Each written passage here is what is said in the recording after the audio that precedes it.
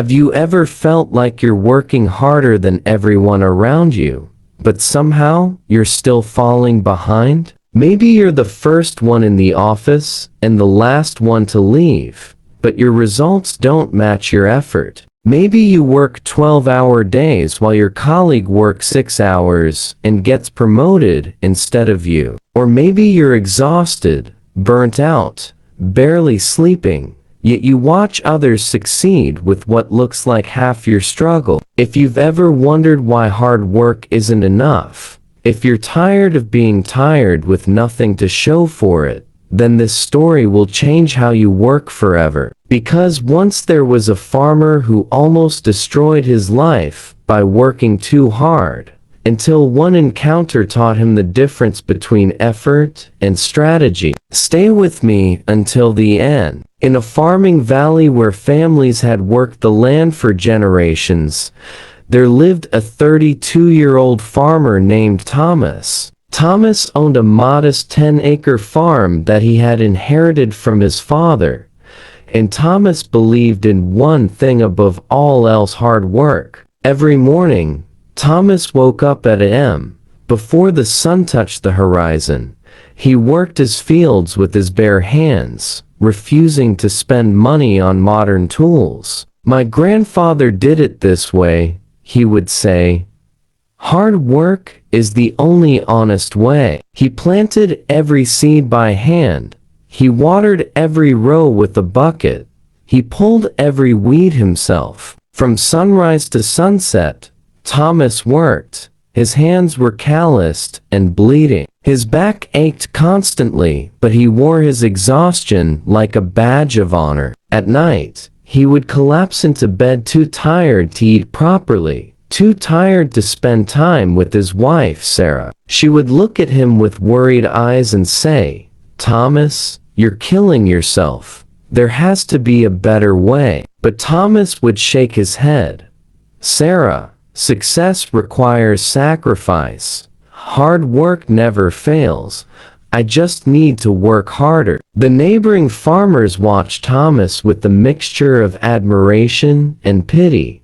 "That man works like 3 men," they would say. "If hard work alone could make someone rich, Thomas would be a millionaire." But the truth was darker. Despite working twice as many hours as his neighbors, Thomas's farm produced barely enough to survive. Every harvest was a struggle. Every season brought him closer to debt. His crops were average, his yield was mediocre, and worst of all, he had no time, no energy, and no life outside of work. Next to Thomas's farm lived a man named Richard. Richard was the same age, had the same size farm, and even started with less money than Thomas. But something was different. Richard worked from a.m. to 2 p.m., just 6 hours a day. He used modern irrigation systems, hired part-time help during harvest, and spent his evenings reading, relaxing, and traveling with his family. And somehow, Richard's farm produced twice what Thomas did. This fact haunted Thomas every single night. One brutal summer, a drought hit the valley. Water became scarce. Every farmer faced the same challenge: how to keep crops alive with limited resources. Thomas decided to work even harder. He woke up at 3 a.m. instead of 4 a.m. He carried water buckets from a distant well, making 50 trips a day. His body screamed in protest, but he pushed through. "Hard work never fails," he repeated to himself like a prayer. Meanwhile, Richard simply adjusted his irrigation system to deliver water more efficiently during cooler hours, losing minimal moisture to evaporation. On the 15th day of this grueling routine, something inside Thomas broke. He was carrying his 40th bucket of water when his vision blurred. His legs gave out. The bucket slipped from his hands, spilling precious water into the dust. Thomas fell to his knees, gasping for air, his heart pounding irregularly. Sarah found him there, collapsed between rows of dying crops, too exhausted to even stand. The doctor's words were clear. "Mr. Thomas, your body is shutting down. You're dehydrated, sleep deprived, and on the edge of a heart attack. If you continue like this, you won't see the next harvest, not because of the drought, but because you'll be dead." That night, lying in bed with 4 fluids dripping into his arm, Thomas stared at the ceiling and felt something he had never felt before. Defeat. Not defeat from the drought, not defeat from the circumstances, but defeat from the realization that his entire belief system, the very foundation of his life, might be wrong. He whispered to Sarah, "I did everything right. I worked harder than anyone. I sacrificed everything. Why am I failing?" Sarah held his hand gently and said, "Maybe, my love, hard work isn't the answer. Maybe there's something you haven't learned yet." That sentence haunted Thomas all night. 3 days later, when Thomas was strong enough to walk, he did something he had been too proud to do for years. He knocked on Richard's door. Richard opened it with a surprised smile. "Thomas, I heard about your collapse. Come in, please." They sat on Richard's porch, overlooking his thriving farm. Thomas looked at the green, healthy crops twice the density of his own struggling fields, and felt a mix of envy and curiosity. "Richard," Thomas began, his voice humble for the first time, "I need to understand. I work twice your hours. I pour everything I have into my farm, but you work half the time and produce double the results. How?" Richard was quiet for a moment, then stood up. "Come, let me show you something." They walked to Richard's tool shed. Richard picked up 2 axes, one old and dull, one sharp and gleaming. "Thomas, imagine 2 woodcutters competing to chop down trees. The first woodcutter swings his axe for 12 hours straight, never stopping, never resting. He believes that more effort means more trees." Richard handed Thomas the dull axe and pointed to a thick log. "Try it." Thomas swung. The axe bounced off, barely making a dent. He swung again and again. After 10 swings, he was breathing hard, and the log had only a shallow cut.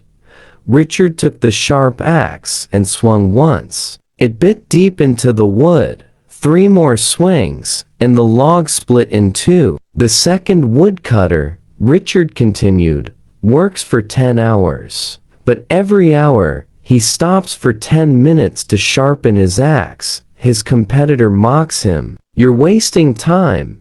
Keep swinging.' But by the end of the day, the second woodcutter has cut down twice as many trees."